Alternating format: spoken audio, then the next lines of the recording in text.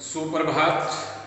10वीं वाले subject SST, books name नागरिक शास्त्र, डेटेड 4 सितंबर। स्लोगन है डे कि आने वाला कल। Happy teacher day in advance all of you. Create speech on it.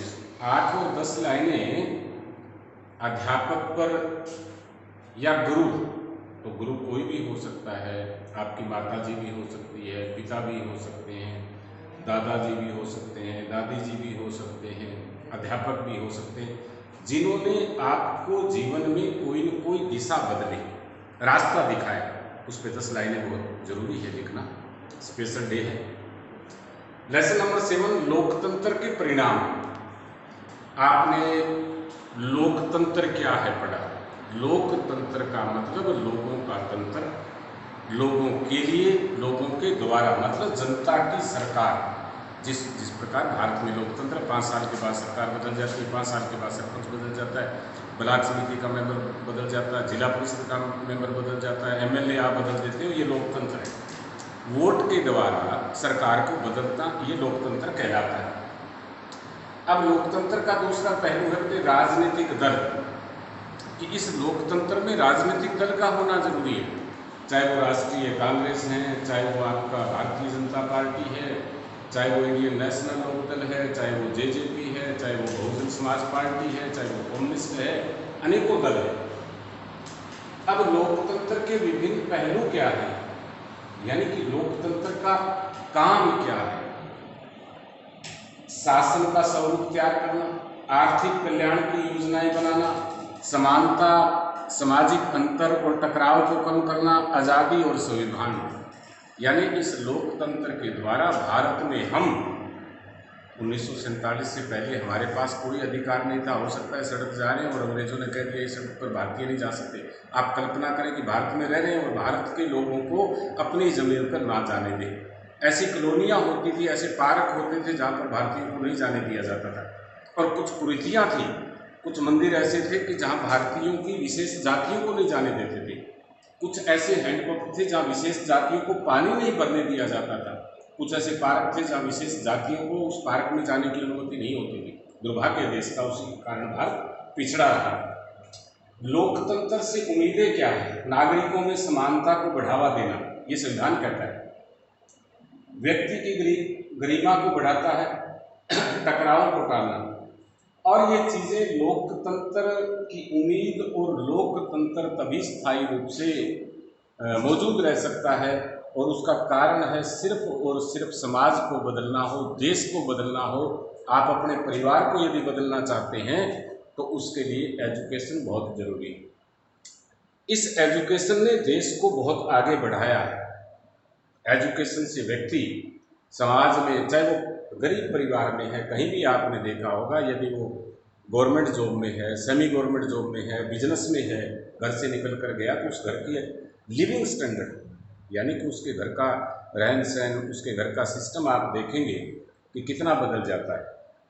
कई बार 22-23 साल का एक विद्यार्थी मेहनत के बलबूते पर गवर्नमेंट जॉब में लग जाता है। आपको पता है कि अच्छी जॉब पे जाएगा, उसके पास गाड़ी भी होगी, मकान भी होगा, कंपनी उसको मकान अलाट कर देती है। और कई जीवन भर खेत में काम करते रहते हैं या लो मार्क्स देकर बाजार में छोटा मोटा काम करते हैं। लेकिन एजुकेशन को सही मायने के अंदर आप यदि फायदा उठाते हैं, आपके लिए है, तो आप बदल सकते हैं। लोकतंत्र के मुख्य तत्व क्या है। औपचारिक संविधान आता है, उसके बाद में चुनाव, राजनीतिक दल और नागरिकों के मौलिक अधिकार, ये इसके तत्व है। चुनाव होते हैं, राजनीतिक दल होते हैं। देखो अभी राजनीतिक दल का मतलब आप और हम तो भाग नहीं लेते चुनाव में। राजनीतिक दल होते हैं, वो लोग भाग लेते हैं, सरकार बनाते हैं। नागरिक के जो मौलिक अधिकार, फंडामेंटल राइट्स बाय कॉन्स्टिट्यूशन आपको दिए गए, उनका पालन करना। लोकतंत्र में लोगों की भागीदारी, मैंने बताया था कि लोकतंत्र में पहले बता दिया कि जनता की भागीदारी बहुत जरूरी है। आपने देखा 10 साल पहले डॉक्टर मनमोहन सिंह भारत के प्रधानमंत्री थे, उसके बाद जनता ने नरेंद्र मोदी को ले गया, अब फिर सरकार है वो नरेंद्र मोदी की एक बार फिर लेके आए। 2024 में चुनाव होंगे, सरकार ये काम ठीक नहीं प्रकार से नहीं करेगी, जनता इस सरकार को बदल देगी। लोकतंत्र और कानून क्या होता है कि सरकार के फैसले लोगों के अनुसार। लोकतंत्र का मतलब होता है सरकार जो भी फैसला लो वो आम नागरिक के लिए होना चाहिए। थोड़े दिन पहले रतिया में कहा कि धान नहीं उगाना, यानी कि इस बार आप धान की खेती नहीं कर सकते, लेकिन लोगों ने जब उसका विरोध किया तो सरकार के पीछे हटना पड़ा। पीछे सरकार ने कहा कि 2 दिन बाजार सोमवार और मंगलवार बंद होंगे, लोगों ने विरोध किया, सरकार के पीछे हटना पड़ा। तो इसका मतलब है कि लोकतंत्र और कानून के जो फैसले लिए जाते हैं वो सरकार के अनुसार, यानी लोगों की, जनता के अनुसार। वैध शासन व्यवस्था, ऐसी शासन व्यवस्था जो देश के संविधान के अनुसार हो। अब जिस प्रकार संविधान क्या होता है कि आप अपने घर में सारे यदि घर में चौधरी बन जाएंगे तो वो घर ज़्यादा दिन तक नहीं चलेगा। आपने घर में देखा होगा, आपके पिता हैं या आपकी माता है, आपके दादा हैं, आपकी दादी हैं, या घर के अंदर आपके ताया है, यानी कि उसके कहे के अनुसार घर चलता है। आज सुबह कौन सा काम करना है, कैसा काम करना है, कौन सी रिश्तेदारी में जानी है, वो एक घर की जो व्यवस्था एक आदमी संभालता है। और घर में सारे चौधरी होंगे तो वो घर नहीं रहेगा। इसी प्रकार ऐसी शासन व्यवस्था जो देश का संविधान के अनुसार चले। कौन सा संविधान? जो बाबा भीमराव अम्बेडकर ने दिया 26 जनवरी 1950 को लागू हुआ था कि देश की शासन व्यवस्था को किस प्रकार चलाना है, वरना तो जो सरकार आएगी मनमर्जी करेगी। आर्थिक समृद्धि क्या होती है? आर्थिक संसाधनों से लोगों की आय बढ़े। सरकार इस प्रकार की नीतियां बनाए कि लोगों को ज़्यादा रोजगार मिले, लोगों की आर्थिक स्थिति अच्छी हो, किसानों को उपज का अच्छा मूल्य मिले, किसानों भी आर्थिक संपन्न हो, किसानों को भी 60 साल के बाद में पेंशन की व्यवस्था हो। इस प्रकार सरकार व्यवस्था लागू करे, लेकिन दुर्भाग्य अभी तक ऐसा नहीं हुआ। कहते हैं आर्थिक समृद्धि को प्रभावित करने वाले कारक क्या है? आर्थिक जो समृद्धि है उसको रोकने वाले जनसंख्या का कारक। यदि जनसंख्या इस प्रकार तेज गति से बढ़ती गई तो भारत का विकास कभी नहीं हो सकता। भारत में खाद्यान्न की समस्या 1970 से पहले थी, वो आ सकती है। जनसंख्या नियंत्रण करना बहुत जरूरी है। अन्य देशों से सहयोग, क्योंकि आज वैश्वीकरण है, पूरे संसार में एक दूसरे के सहयोग के बिना, आपने देखा होगा हम अड़ोस पड़ोस में रहते हैं, कई बार हमारे घर में किसी चीज़ की वस्तु की कमी हो जाती है, हम पड़ोस से ले आते हैं। पड़ोसी की जब कमी होती है तो हम पड़ोस को दे आते हैं।